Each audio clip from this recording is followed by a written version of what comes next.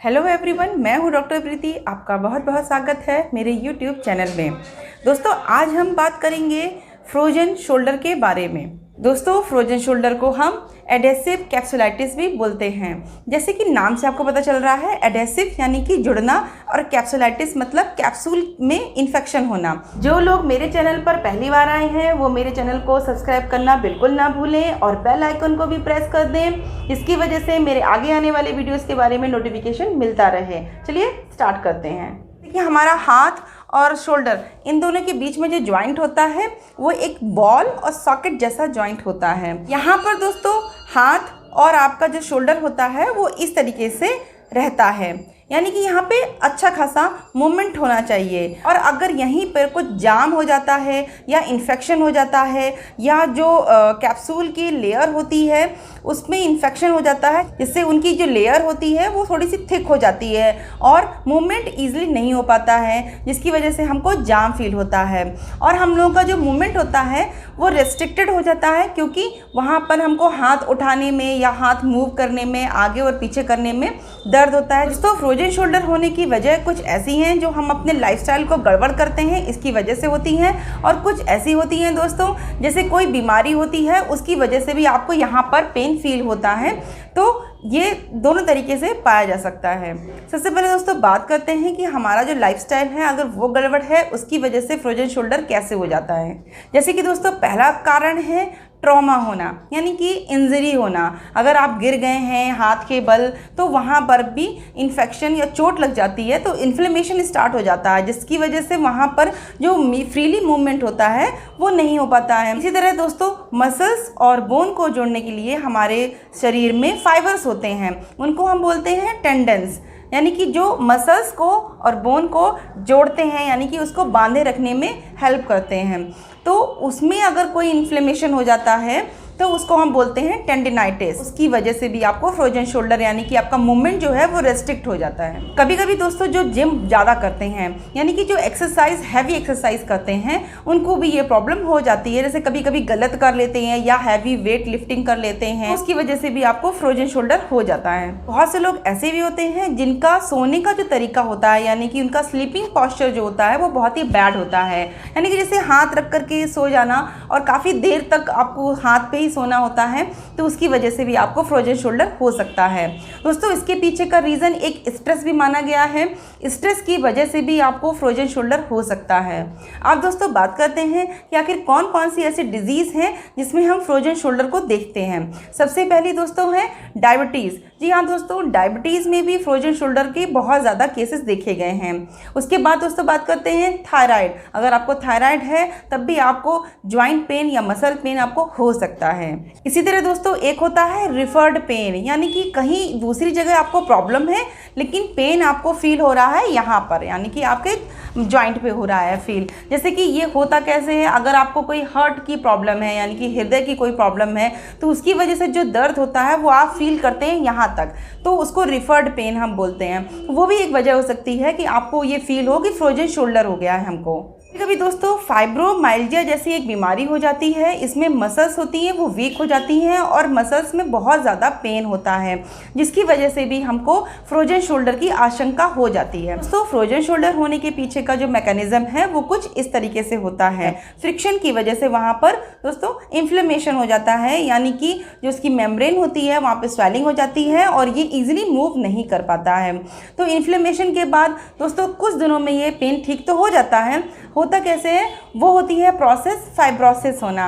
या दोस्तों फाइब्रोसिस की वजह से जो जॉइंट होता है वो थोड़ा सा स्ट्रिक्ट हो जाता है, यानी कि जो मूवमेंट होगा अब वो ईजिली नहीं हो पाता है। तो दोस्तों इसको ही बोलते हैं हम आगे जाकर के फ्रोजन शोल्डर। दोस्तों मैं अपने पेशेंट को हमेशा बताती हूँ कि फ्रोजन शोल्डर अगर आपको है तो ये खुद ब खुद भी जा सकती है, लेकिन हाँ इसका पेन कभी कभी लोगों को इतना ज़्यादा होता है कि वो बर्दाश्त नहीं कर पाते हैं, तो इसका दोस्तों ट्रीटमेंट भी है। फ्रोजन शोल्डर होने के पीछे 3 स्टेजेस होती हैं, यानी कि आप में स्टार्टिंग में एक फर्स्ट स्टेज होगी, देन सेकेंड स्टेज होगी, फिर थर्ड स्टेज होगी। दोस्तों पहली स्टेज होती है फ्रीजिंग फेज, यानी कि ये पेनफुल फेज होती है। ये दोस्तों 3 से लेकर के 6 महीने तक आपको रह सकती है।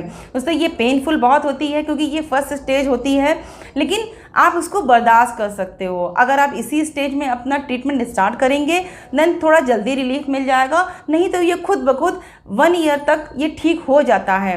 दोस्तों इसके बाद होती है सेकेंड स्टेज, वो होती है फ्रोज़न स्टेट। यानी कि जैसे फ्रोज़न के नाम से आपको समझ में आ रहा होगा कि वहाँ पे जो मूवमेंट है वो स्ट्रिक्ट हो गया है, यानी कि वहाँ पे स्टिफनेस हो गई है। अगर पेन के साथ आपको स्टिफनेस फील कर रहे हैं, यानी कि आप मूवमेंट कर रहे हैं तो आपका एक मूवमेंट यहाँ पे स्टिफ रह जाता है, इसके पीछे आपका हाथ जाता ही नहीं है, फ्रीली मूवमेंट नहीं होता है, तो उसको बोलते हैं फ्रोज़न फेज। इसके बाद दोस्तों होती है थॉइंग फेज, यानी कि रिकवरी फेज़। ये दोस्तों आती है आपको लगभग 6 से लेकर के 10 महीने के बीच में, यानी कि इसका जो ड्यूरेशन होता है वो काफ़ी लंबा होता है। लेकिन रिकवरी फेज़ भी आती है दोस्तों। रिकवरी फेज़ में ही आपको फाइब्रोसिस होती है, जिसकी वजह से आपका जो मूवमेंट होता है वो रिस्ट्रिक्ट होना स्टार्ट हो जाता है। दोस्तों आप अगर फिजियोथेरेपी लेंगे तो इसका रिजल्ट बहुत अच्छा मिलेगा होम्योपैथिक मेडिसिन के साथ। यहाँ पे दोस्तों मैं कुछ एक्सरसाइज डिस्कस ज़रूर करूँगी, शायद आपको बेहतर तरीके से समझा सकूँ। तो सबसे पहली एक्सरसाइज दोस्तों है पेंडुलम एक्सरसाइज, यानी कि आपको एक हाथ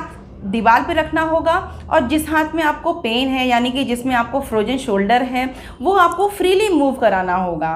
फ्रीली मतलब जैसे कि आप हल्का सा उसमें प्रेशर देंगे और वो हाथ आपका फ्रीली मूव करेगा। दोस्तों ये वाली जो पेंडुलम एक्सरसाइज है वो आपको 10 से लेकर के 12 बार आपको रिपीट करनी होगी। सेकंड दोस्तों है एक्सरसाइज बॉल एक्सरसाइज। आप दीवार के सहारे एक बड़ी सी बॉल, जैसे जिम बॉल होती है, उसको आप ले लीजिए, उसको दीवार के थ्रू आप धीमे धीमे धीमे पुश करेंगे और उस हाथ को आप सीधा करते जाएंगे और बिल्कुल पास में चले जाएंगे टुवर्ड्स द वॉल, यानी कि आप दीवार की तरफ चले जाएंगे। तो ये वाली भी एक्सरसाइज आपको 10 से 12 बार करनी होगी। जिम बॉल के साथ आपको एक्सरसाइज करनी है वो एक बार आपको फ्रंट साइड यानी कि दीवार की तरफ मुंह करके करनी है, एक बार आपको दोस्तों ये आपको लैटरल साइड, यानी कि दोस्तों आपको जो दूसरी बार करनी है वो साइड वेज करनी है। आपको लाइट एक्सरसाइज करनी है, आपको बहुत हैवी एक्सरसाइज नहीं करनी है।